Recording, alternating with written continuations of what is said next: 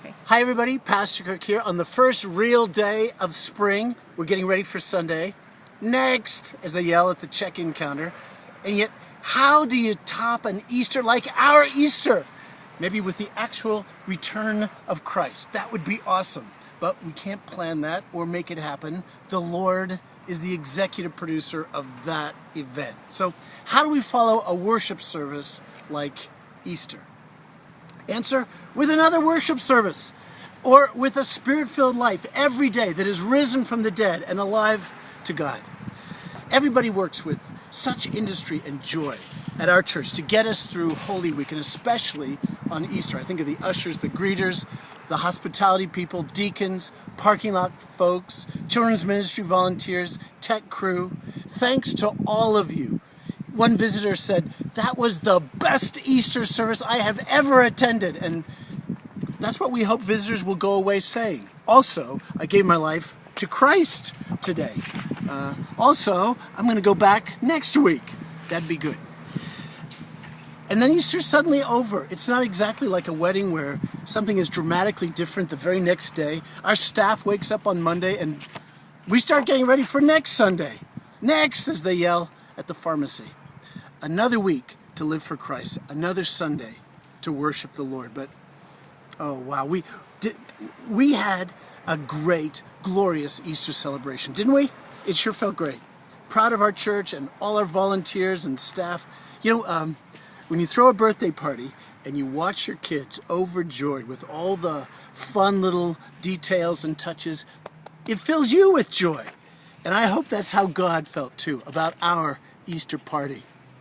By the way, has everybody visited our Easter shrine out front? Because we're taking it down soon and mothballing it until next year. Okay, it's not really a shrine, but because nobody has dropped their crutches and walked away. So what is it? Is it a display, a tableau, a diorama? 3 crosses and a sealed tomb became on Easter an open tomb, and the angel of the resurrection announcing, "Why are you looking for the living one where the dead are?" And at night, boy, the lighting is very dramatic. Sharon Cheatham is the artist who conceived and executed this work with a great team of collaborators. And in fact, the mural of Jesus on and the children on the church plaza, that also is Sharon's work. This Easter project was just the beginning of a bigger, grander outreach program that we want to mount next Advent and Christmas. Imagine the nativity story told in 8 scenes, just like the Easter scene out in front of our church, across the whole front of the church. And then as you drive by or you walk by each scene, a different CD or MP3 track narrates the Christmas story, beginning with Isaiah's prophecy of a virgin conceiving the Messiah, and including the angel Gabriel's announcement to Mary, Mary and Joseph journeying to Bethlehem, the birth in the stable, the shepherds and the heavenly host, and then the visit of the Magi. And then the audio will include a presentation of the gospel and an opportunity to receive Christ. Each year we can add more scenes to the narrative, and eventually we'll tell the whole story all the way through Holy Week. This project is already well underway, and we're very excited about it as an ongoing holiday exhibit it'll impact the whole community with the life and salvation message of Jesus. In coming weeks, we'll share more about this art and outreach venture, and we'll invite families and your business, Bible studies, Mariner groups to sponsor one of the exhibits by underwriting its costs. Okay, this Sunday, we're back to Jesus. You know, we began a Life of Jesus series last year called Love Came Down, and it got interrupted at Advent. We preached all the way through the Sermon on the Mount, and this week we picked the Gospel according to Jesus back up. So here's a question to consider as we get ready for this. Why should we study the life of Jesus? Why? He was perfect, without sin, the Bible says. He was God incarnate, all of God in a human body, the Bible says. What do we gain by looking closely at his life and paying attention to his words? I mean, we can never be perfect like him. We'll never be God like him. Can we seriously imitate his miracles? Doubtful. Can we realistically obey all his precepts like the Sermon on the Mount? No, it's impractical. It's impossible. Or is it? What do you think?